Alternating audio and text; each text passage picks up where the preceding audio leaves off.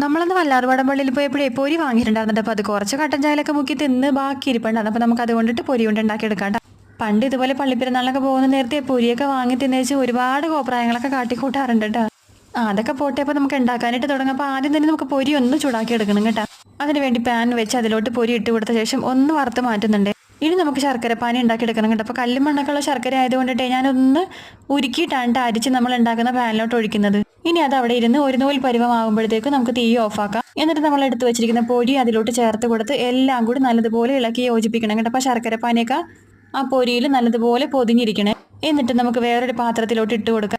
ചെറുതായിട്ടൊന്ന് ചൂടാറുമ്പോഴത്തേക്ക് നമുക്ക് കയ്യിൽ പിടിക്കാവുന്ന അത്രയും ചൂടാകുമ്പോഴത്തേക്കും കയ്യിൽ രണ്ട് കയ്യിലും നെയ്യ് തടവിയ ശേഷം നമുക്കിതുപോലെ ഓരോ ഉണ്ടകളാക്കി എടുക്കാം.